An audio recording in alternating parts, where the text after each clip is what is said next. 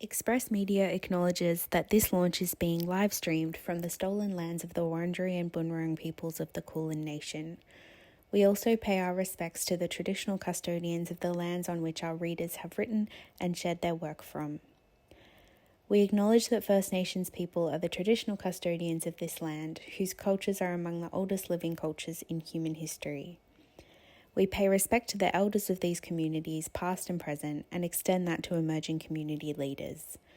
We recognise that sovereignty was never ceded and that colonisation is an ongoing process. It was, is, and always will be Aboriginal land. Hi guys, so I've been tagged in the VoiceWorks challenge by Free Play Festival, which if you guys haven't already seen another fortune telling YouTuber do this, is basically where I use my incredible powers of deduction to find out what's going to be in the next issue of VoiceWorks Online themed Geist. Now, you know I don't like to make things easy for myself, so I have upped the ante, and I'm going to be performing my incredible fortune telling skills using only items that can be found around the house. That's right, this is one you guys will be able to do at home as well. Now, the VoiceWorks pieces that I'm making contact with are mostly going to be published next week, so you're going to be able to see how accurate my readings are really soon. One of those pieces might even be published by the time this video is gone up. Before I get into it, if this is your first time here, I'd love you to hit that subscribe button and even check me out on Patreon, where you can receive previews of other Australian literary journals before they've even hit the printers. I've got a Meanjin video coming up that Jonathan Green does not want you to see, so you're gonna have to follow me on Patreon if you want to see it. Now on with the challenge. So a lot of people are going to tell you that you need candles to create that kind of spooky atmosphere that really attracts spirits of VoiceWorks pieces. But I'm here to tell you that that is not true.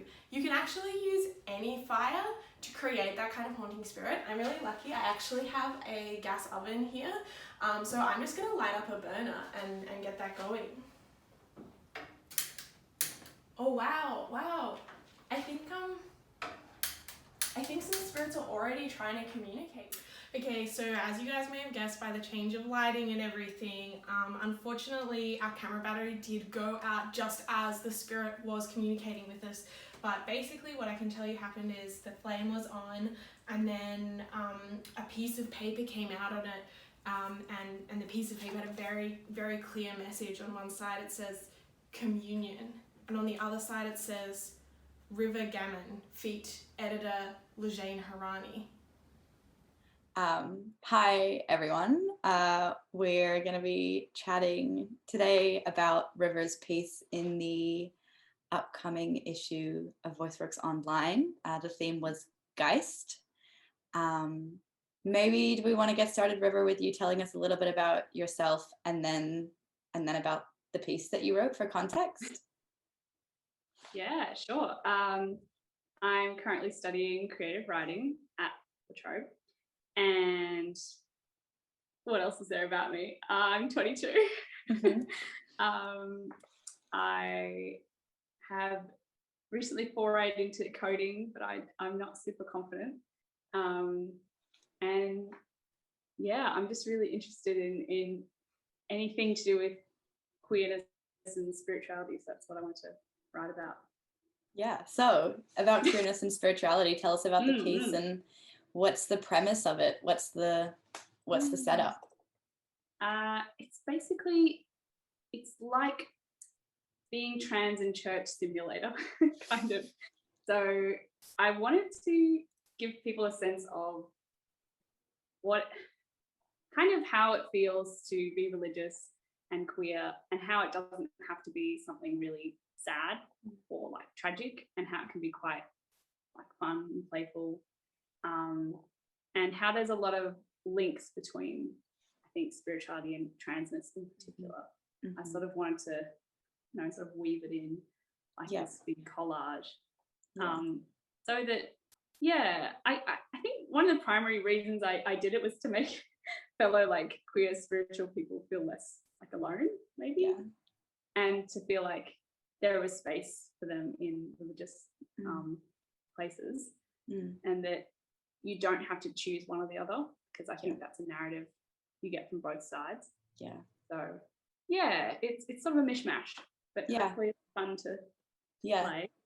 I loved it. I mean, I think that there are a couple of things that you mentioned early on that I want to go back to. The first being that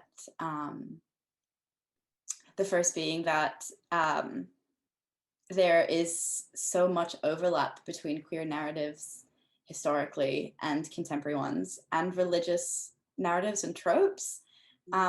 And everyone that I talk to that's queer and practicing, they don't compartmentalize between the two. Like, they do see it as like one holistic way of being, where through my queerness I'm religious, and through my religiosity I can also be queer. And I'm not a Christian, I'm a practicing Muslim, but still, when I was doing the playthrough for communion, I was just so charmed by the little nuggets of like, oh, this thing, and it's all about trans rights, and in Islam, like God's non-binary, God has no gender. And I was like, God's trans, like I feel it in this piece. That's what, if you come away with one thing, I want you to be like, yeah, that's true. Yes. And then the second thing that I wanted to mention, I actually forgot about. So I'm going to ask why you chose to write this piece as a digital piece, and whether that has anything to do with the subject matter itself, or if you just thought that they complemented each other quite well. I think, yeah, it does have to do with the subject matter, because I'm sort of centering it around particularly an Anglican, sort of Anglo-Catholic way of doing church, which is very interactive. Like, there's a lot of points where you have to sing something or repeat something, and of course communion is where you actually take, bread and wine. So I think instead of it just being this flat thing on paper that you read and you're like, oh, that was nice, I want it to be like, no, you're participating in the communion, and you're participating in kind of a ritual. So I had always at the front of my mind kind of like the Anglican order of service in my head. So it's sort of like a, I don't know, queer order of service, maybe. Yes. Yeah. So I think it works. Hopefully it works well. Yeah. I think that makes a lot of sense, because so much about religion is the practice of it. And yes, there's so much you can do in terms of reading and theory, but there is ritual and routine. And I think the ability to move around as well between web pages, that you obviously can't do that on in a print piece. And so there is that like fluidity as well. And I think it speaks to a lot of different avenues that you're exploring in this piece. I really, And then throughout, I mean, this is me telling people watching, is throughout the editing process, I would just email River like, I'm so charmed, I love this. I was just reading it and smiling. Definitely what I wanted. It pulls so many so many things that feel like universal experiences, even though they're so specific. Like, there's a couple chat simulation elements, and then I emailed you being like, I've had this conversation before, like I'm reading something that I've said to a friend before.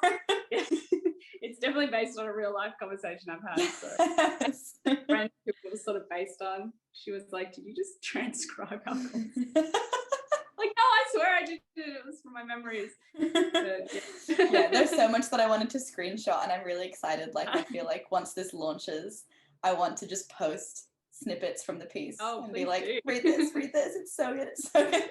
And I was texting a friend of mine who's also trans and religious, or trans and spiritual, and we just felt so represented talking about this piece, because again, like it's spoken about like it's this rare experience to be queer and to have a spiritual practice. And actually I'm meeting more and more trans people every day that have a religious practice, and I'm like, the only issue was that people were shutting us down and saying we couldn't have them. Because I think when I went to the previous launch and I talked about this piece with a few people, I thought everyone would be like, That's kind of weird. But there were so many people who were like, yeah, I'm religious, I'm trans, I get it. And it was like, Yeah. whoa, there's more of us. I was just Exactly. by like 2 trans friends who happen to be I know. spiritual. Yeah. No, Yeah. I think there's a real need for more pieces that touch on this kind of thing that don't have trauma as their central core, because I think while that, you know, like it's so important to talk about that as well, you do feel like, I don't know, you get to a point where you're like, is the only story we're allowed to tell about religious trauma, or can it be about joy and sustenance and life, you know? Yeah. And I feel like there are so many practices that queer and trans people pick up to be comfortable in themselves, that mimic a lot of religious practices. And so the fact that we've had to compartmentalize just doesn't make sense when they directly do speak and always have, to me, spoken to one another. Yeah, like the being with your body, being with your mind, being present. Like these are all core factors in so many religious practices, and so many queer and trans practices too. Especially just the act of transformation. I think that's in every spiritual text. You know, the idea of going from one thing to another is very holy. And I mean, that's the essence of being trans in a way. Yeah. Transforming yourself into what you truly are, which is very godly. Yes, it is. So, yeah, I love it. I feel like trans people are all very powerful. And it's right, and it's that godliness that comes out in the piece where I'm like, wow. There's like a prophetic element when you talk about the dream sequence as well, and but yeah, I'm not sure how we're doing for time. I might have to wrap it up, but is there anything else you want to tell people while we're here about the piece, and maybe something that you want them to take away from it as readers? I feel like we've sort of said it all, but yeah, if you take away anything, it's that there is a place in the world for you, and I think you will find other people like you, especially if you're queer and religious and you're feeling like there's absolutely no one who understands your experience. And I think particularly sort of conservative religious communities tend to just be very black and white, and they're like, either you're a non-practicing, I don't know, homosexual or something like that, or and then you're allowed to be in, or you're out. And the thing is, there is a third way. You do not have to. You don't have to choose, basically. So hopefully that reaches people, and people who aren't religious, maybe give it a go.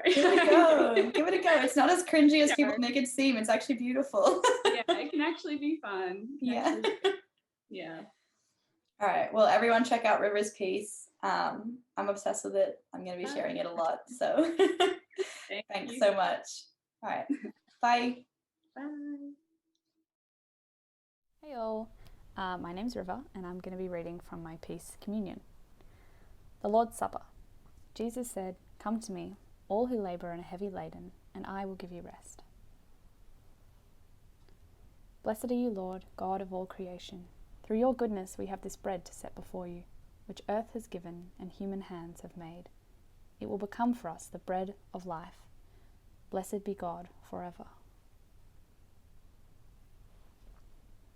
Hey, so I have something to tell you. Yeah, what's up?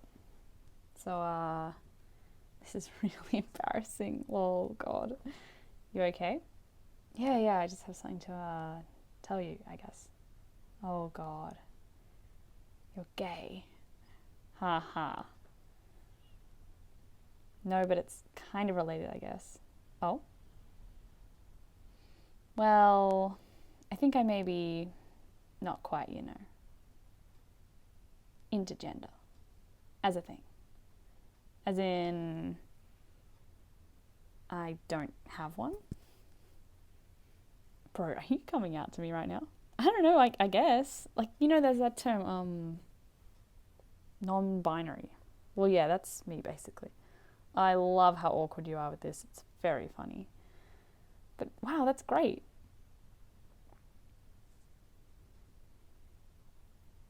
Do you have a new name? I do. Would you like to share? Yes, but it's embarrassing. Having a name is pretty cringe. Okay, fine. It's.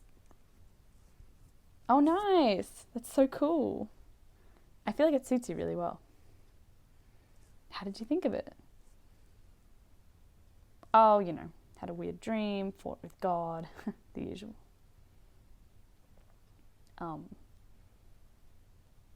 Would love some elaboration on that point, actually. I don't know, it's kind of hard to describe.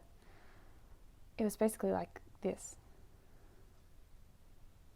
The same night he got up and took his 2 wives, his 2 maids, and his 11 children, and crossed the ford of the Jabbok. He took them and sent them across the stream, and likewise everything that he had. Jacob was left alone, and a man wrestled with him until daybreak. When the man saw that he did not prevail against Jacob, he struck him on the hip socket, and Jacob's hip was put out of joint as he wrestled with him. Then he said, "Let me go, for the day is breaking."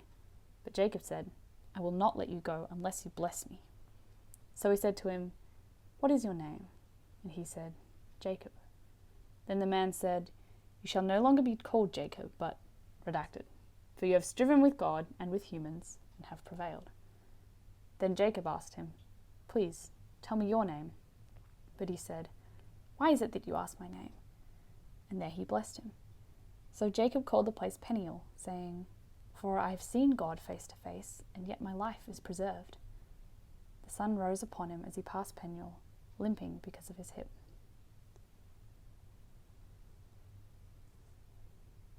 That's next level. It was intense. So basically you're telling me that God said trans rights. God said trans rights, baby!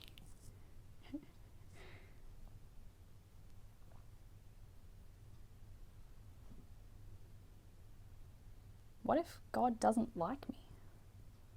I don't think that's possible. He made you, didn't he? How could he not love something he created?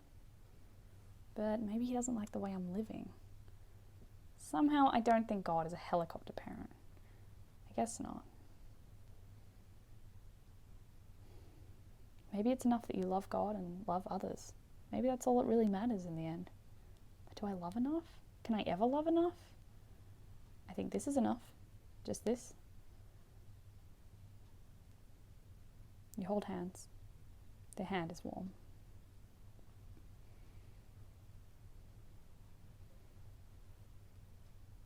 Blessed are you, Lord, God of all creation. Through your goodness we have this wine to set before you, fruit of the vine and work of human hands. It will become for us the cup of salvation. Blessed be God forever. Take communion, receive a blessing. Take communion. On the night he was betrayed, Jesus took bread, and when he had given you thanks, he broke it and gave it to his disciples, saying, "Take, eat. This is my body given for you. Do this in remembrance of me." Eat the bread. After supper, he took the cup, and again giving you thanks, he gave it to his disciples, saying, "Drink from this, all of you. This is my blood of the new covenant, shed for you and for many for the forgiveness of sins. Do this as often as you drink it, in remembrance of me." Drink the wine. And that's it. I didn't click all the links, obviously, so if you want to look at all the little bits and bobs I've included in this game, be sure to check it out on the VoiceWorks website. And thank you for listening to my reading.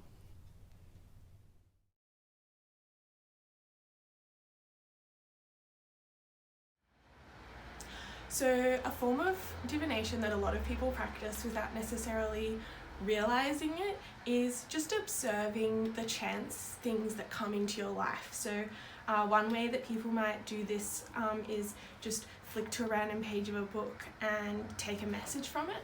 But if you've got a messy desktop like mine, you can actually just click around and see if a message comes from it. So maybe just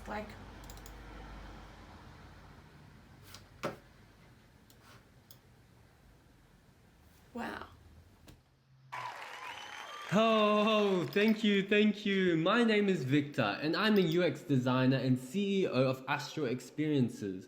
And we believe that we have the most innovative device on the market for our fast-changing world. In the first time in the universe, this product can successfully induce astral projection most of the time. And what kind of product has this kind of success rate? Ladies and gentlemen, I present to you the Taiwu astral projection device. You heard me right. Why have a normal Taiwu stone placed in a garden when you can have this one? Inspired by our experiences of seeing the stones up close, we have used state-of-the-art quantum technology to design our product. So how does it work? Well, you buy it, you stand in front of it, and then you let it do its thing. And what's in it for us? In the next 12 months, we will have 1,000 devices. That is $110 profit per device. We are talking about $110K per year. And we have already started this, ladies and gentlemen. Our first prototypes have just been used by our customers. Here are their stories.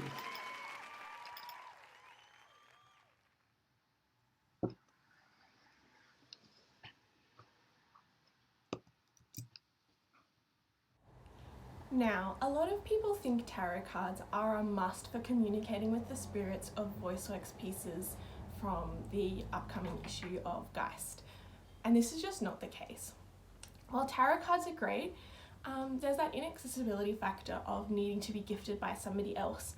And you can actually just use any old kind of playing card, be that a regular playing card, or as I'm going to use right now, cards from the board game Cosmic Encounter, a game of infinite possibilities for 3 to 5 players. So what I'm getting from the deck is some kind of robot. I'm getting that it's not on Earth. I'm getting that the piece is called Life on Mars, and that it's by Brianna J. Muir. Hi everyone, my name's Brianna, and today I'm going to be talking briefly about my contribution to VoiceWorks Online for this issue. Now, I will apologise for the frankly shit tier PowerPoint you're about to see. It's about 1 AM here in Canberra, very cold, and completely unrelated, but I've had some technical issues, which means unfortunately I can't record on my desktop. I have to record on my laptop, which is not ideal, and look, just generally my life is a bit of a mess at the moment, so please just bear with me as we go through. Anyway, like I said, my name is Brianna and I'm a writer from Canberra. I've got a photo of me there with a giant fiberglass cow from WA you can see on the right hand side. I usually do traditional poetry, but I'm also experimenting with different interactive mediums at the moment. I'm the creator of the interactive fiction / minigame piece Life on Mars, which is being published by VoiceWorks Online for this issue Geist. Now, first of all, I think Life on Mars is best experienced blind for the first time, so I would recommend taking the time to just quickly play the game through before listening to this. It only takes about 12 minutes, I promise. Super quick. I think it's super cool. But yeah. Now, because of the aforementioned technical difficulties I'm having, I can't actually do a playthrough of the game. So I'm just going to talk briefly on the background of Life on Mars and touch on some themes and inspirations. Now, I only started designing this game back in January 2021, sorry, like been properly designing it, like actually working on it. But I've been working on the concept of Life on Mars since about August 2020. Now, similar to many, 2020 was just absolute garbage fire of a year for me. Hope it was better for you guys, but like 2020, am I right? Anyway, like everyone, I was feeling the toll from the last few months of the COVID lockdown that we had in the ACT, I mean across Australia, but in the ACT. And it was a rough year personally as well. My best friend Ash passed away in May.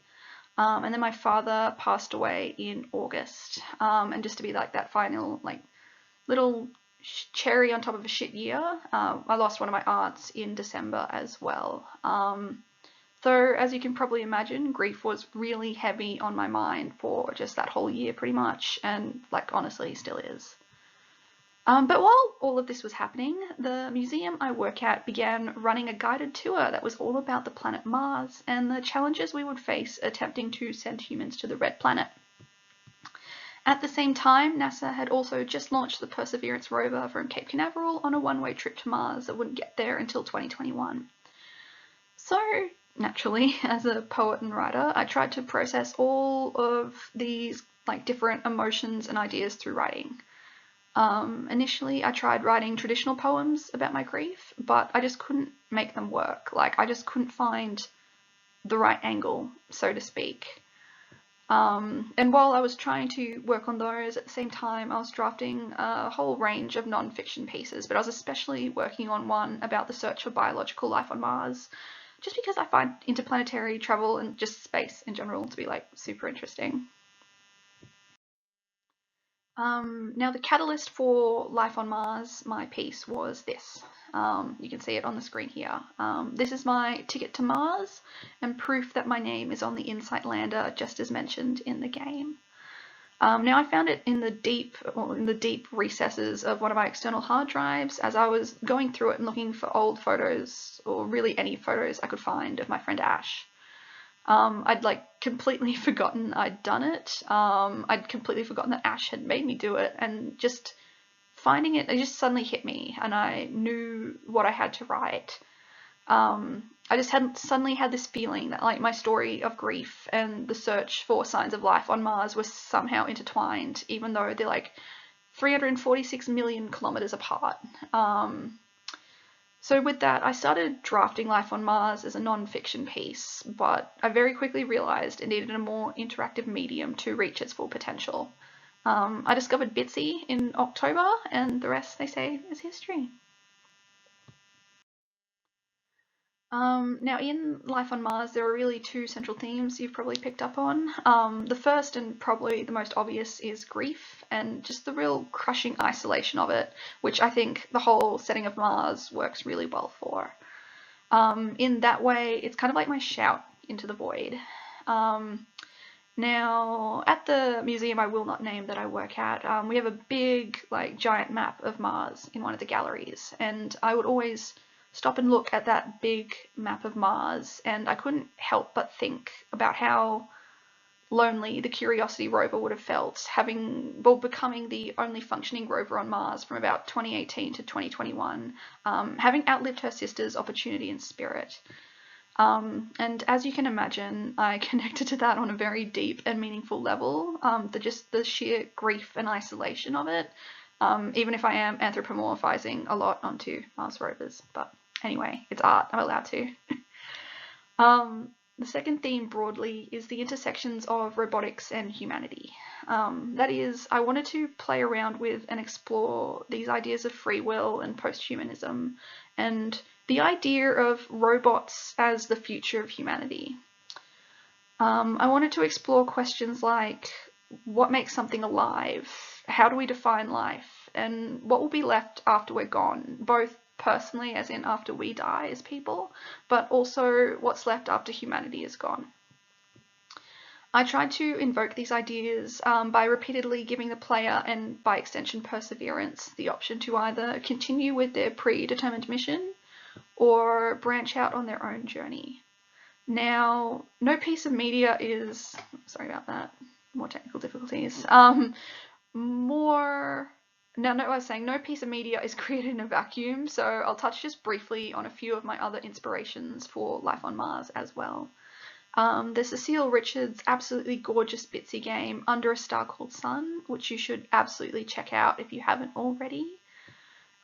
There's Detroit Become Human, which is absolutely not by any stretch a perfect game, but I did play like 100 hours of it while stuck in a COVID lockdown, so it's definitely stuck in there, and I guess somewhat thematically relevant, I guess.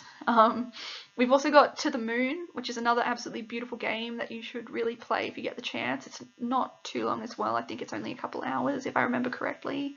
I won't say much more on that just because I don't want to spoil it, but definitely check it out. And of course the biggest inspiration, all of the stunning images we have of Mars from NASA, which all contributed to the style and the feel of the game. So thank you so much for listening to me talk about my game and my rambling today. I'm really, really keen to hear what you guys all think about my game Life on Mars. So please feel free to reach out to me to tell me what you thought. The easiest way to reach me is through Twitter at Archaeolabry. I've stuck up a thing of my profile on there so you can come find me. And yeah, thank you again so much for listening.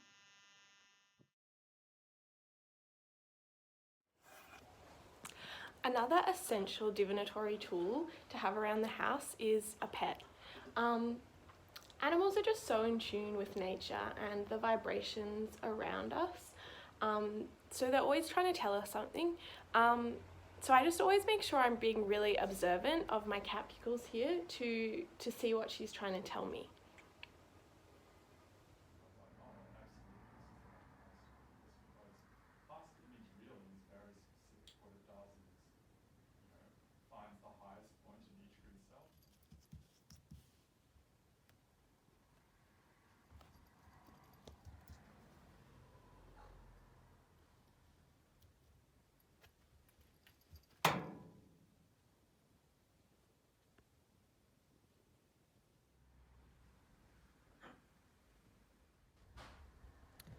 So we're actually witnessing something quite special in here. Pickles is leaving us a message in the condensation on the window. She has something that she wants to make sure that we know. She's telling us that one of the pieces in this next issue of VoiceWorks Online themed Geist is called How to Be Located. Oh wait, I think my Tamagotchi is telling me something too. Hi, I'm going to be reading an excerpt from my piece, How to Be Located. I'm trying to find the context I need. On the internet, images appear as isolated fragments, posted and reposted without source, assembled within a tapestry of other authorless images. The context of the image is everywhere and nowhere. When Patricia Lockwood wrote about the internet, she described it as a portal you enter in order to be everywhere. There are no walls, just a doorway that contains all space, everything tangled in the string of everything else. The everythingness of the internet leads to something academics call context collapse, a term for when various previously distinct groups are brought together in online spaces. One world bleeds into another. The self hovers nervously between them. It lowers itself into a hot bath of incongruent salts and oils, melts and multiplies. In Synecdoche, New York, a lonely playwright orchestrates a reconstruction of his life inside a New York warehouse. He hires an actor to play himself, extras to fill out the simulated world. His family and friends are played by other people, actors played by actors. It's brilliant, says his wife Claire. It's everything. The play gets bigger and bigger, is never finished, and never receives an audience. The actor portraying the playwright jumps off of a building. The playwright gives up his role as director to become one of the characters. The boundary between art and reality doesn't matter, or was never there. The entire world is reduced to a warehouse, one part to represent the whole of humanity. The everyone is everyone of the film's thesis. But what the protagonist creates is not life in microcosm. It is a performance that overrides life's ability to actually play out, simulating to the point of pointlessness. I read a news report about a car that is driven off the road and into the second floor of a dentist's office. It is like watching two discrete contexts rub up against each other. Think road and sky, vehicles and dental health. A handsome race car driver watching an old pair of dentures lap him over and over. The back of the car hangs over the edge of the damaged building. I can feel it in my body like losing balance on a pair of roller skates. The whole centre thrown out, preparing for impact. If I focus, I can imagine myself at the point where the nose of the car meets the rubble of the wall. If I focus, I can feel the splintering between the real car and its image. If I'm quick, I can find the point of rupture and slip into it. Like sliding into the gap between two sofa cushions. Like feeling a breath of fresh air between two badly chafed thighs. In Xavier Dolan's Matthias and Maxime, the young auteur directs himself throwing up in a bathroom. His character looks in the mirror, drunk and unsure of the boundary of himself. He swipes at his reflection, covers the birthmark on his cheek with one hand, removes his hand, puts it back. When the auteur as character as reflection uncovers his cheek again, the birthmark is gone. For a moment his face becomes otherwise, the birthmark elsewhere. His reflection provides a glimpse into alterity, the self that might, but inevitably won't. He is made available to us via a new frame of reference, a third space between two collapsing contexts, a face and the reflection of that face, lit by the spark of something else. When I'm a teenager, the photographs I see online become tools to inform my own sense of reality, to look at and provide context for a ballooning world. I do not see these photographs as belonging to people. There are too many of them, I decide. It's impossible to know who took what. All I can do is look at them and think, there's the world. When I'm 15, for the only time in my life, I decide I have a favourite image. It is a photograph by Mikkel Jansen of a slow dancing couple in Cuba, taken for a Porter magazine campaign. The campaign itself is full of images of people dancing, standing on rooftops and loitering by empty pools. Models wearing extravagant clothes in dimly lit rooms with old mirrors and stained walls. It is one of the only photos from the collection in which the subjects appear unaware of the camera. I find myself drawn to the warmth of the room's yellow light, the scene made intimate by the couple's obscurity. 5 years later, I see a still of a slow dancing couple from the Wong Kar-wai film Happy Together floating around the internet. All I can think about is the Jansen photograph, how similarly the figures in the two images hold each other. Over time, the images' likeness to one another begins to feel like a visual malapropism, with my unconscious accidentally exchanging one for the other as I recall them. When I eventually watch Happy Together, almost all the frames feel as though they could be dropped into the Jansen campaign. The two cameras begin to blur for me, taking on one another's palettes, displacing actors for models and back again. The claustrophobia of the film permeates the photographs, and the detachment of the photographs is everywhere in the film. It feels wrong to invent these arbitrary links, to sever the images even further from their respective circumstances, burying the ideological with the aesthetic, but I can no longer view the objects otherwise. They keep speaking for each other inside my head, coming together before swerving at the last minute. There is something to the equivalencies the internet creates. A film set in Argentina collides with images taken in Cuba. The run-down backdrops of Happy Together, real homes of characters trying to make a living, become indistinguishable from Jansen's stylized campaign locations. The distinctions between art and commerce, what's selling something and what isn't, become increasingly porous. When I see the images of the two dancing couples, away from their respective contexts, I stop being able to discern what either object is trying to tell me. Their politics are either diluted or erased. They're reduced only to surfaces I can touch, surrounded by dead space. There's something I'm longing to return to. 1, a time before this one. 2, the rest of my body. I make a note in my phone at 12:24 a.m. that asks, how do you locate something within a distinct time? When I read back on it later, I don't know if it is referring to the historical or the personal, to objects or to memories. I don't know if it's meant to mean anything, or if my pre-sleep brain had just been running lines to keep itself awake. In a 2012 article, Sunny Moraine writes about the atemporality of online spaces. The idea that instead of experiencing time on the internet as linear, we experience aspects of the past, present, and future simultaneously. The question for Moraine, then, is how to know when to mourn an online space or object when it can't be marked by the same ruin as a decaying body or building. Instead of seeing the impact of time, abandoned digital spaces become static relics. The sign of abandonment is not physical degradation, but an absence of activity, traced to the last time an online space was updated, the last point at which something was done to it. In abandoned online spaces, the future never happened.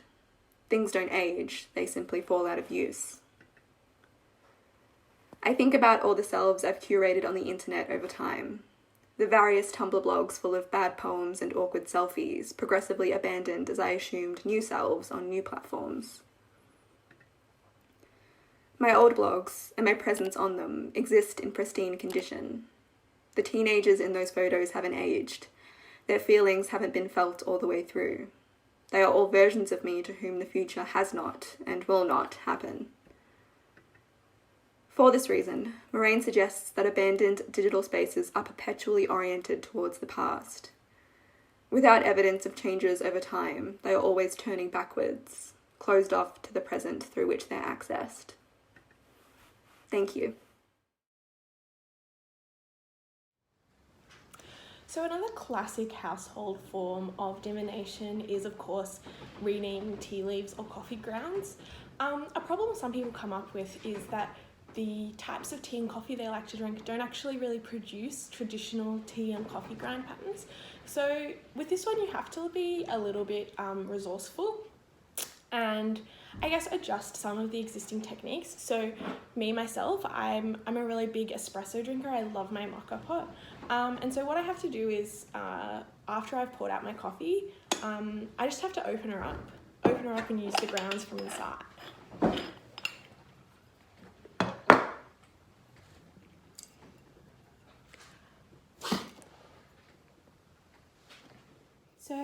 So what I'm getting from here is, I'm getting a really strong sense of distance. And I think it's a distance that I would say is critical. Maybe it's a critical distance. Now, something that we can never forget is to also you have to look at what remained in the pot after you poured it out. And what this is telling me is that the critical distance has something to do with Isabel de Cruz Barnes. Hi, I'm Isabel de Cruz Barnes, and I'm here today thanks to VoiceWorks to read a poem I wrote that was a response to a piece of music that I wrote in deep COVID, deep lockdown last year. At the time, I was learning how to write music electronically. I usually play instruments, so it was a bit of an experiment for me.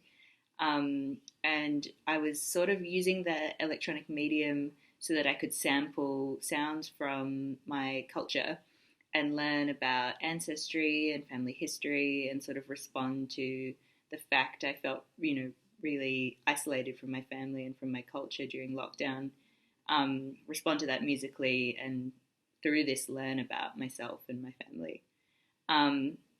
So this poem is a response to that, sort of talking about that time and that experience and those reflections. So I'll do a little reading of it now. It's called Critical Distance. Critical distance. In the time of public panic is personal hell, and my private life lives in the newsreel. My world is getting smaller and smaller as ecstatic feedback loops transform to vicious cycles. I can either fixate on my grandpa hypothetically dying, or fall in love with someone I met online. My phone notes say diasporic restoration and geomagical determinism. Grandpa's 3 kilometers away. The one for me is 10. In a faraway jungle, Grandpa says he ran 14 miles. I don't know how far that is. Too old, too foreign. The one for me steps in dog shit on the first date and doesn't text back. My phone notes say, 33 is your Jesus year? I'm trying to resurrect you. Now, the automated voice reads directions to Grandpa, who has lost his vision. An immigrant, he laughs at her mispronunciations. He left his own in Northcote, Thornbury, and Preston. The consequence of the apocalypse on these relationships is the doom and longevity make me extremely sentimental. And with the outer chaos spurring on the inner again, a 5K loop is an endless cycle. Thank you.